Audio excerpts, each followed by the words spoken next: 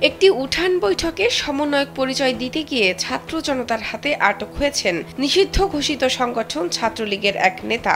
পরে তাকে পুলিশের কাছে সোপর্দ করা হয়। রোববার রাতে জামালপুরের বকশীগঞ্জের পৌর এলাকার মালিরচর নয়াপাড়া এলাকায় এ ঘটনা ঘটে।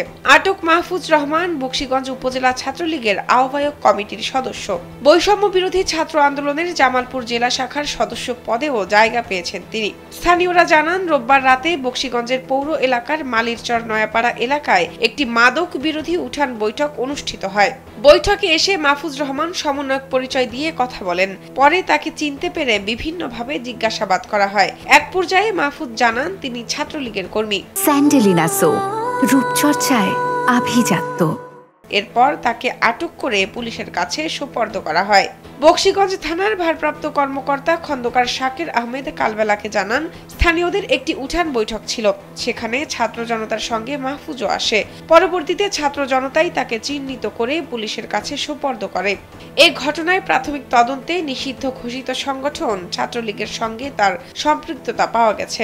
নিষিদ্ধ সংগঠন ছাত্রলীগের সভাপতি যে রাজন, এই রাজনের সাথে দীর্ঘক্ষণ তার বিভিন্ন তথ্য আদান প্রদান তার হোয়াটসঅ্যাপে, সে এইসব দেখে প্রমাণিত হয়েছে। এবং সে শুধু এটাই না, সে বিগত 4 আগস্ট এখানে যে বৈষম্য বিরোধী আন্দোলনে যারা আন্দোলন দানা বাঁধছে, ওই সময় সে এদেরকে আক্রমণ করার জন্য এদের সাথে এদের আক্রমণকারী হিসেবেও সে উপস্থিত ছিল বলে জানা যায়। সেই প্রেক্ষিতেই তাকে ওই মামলাতেই আমরা বিজ্ঞ আদালতে প্রেরণ করি।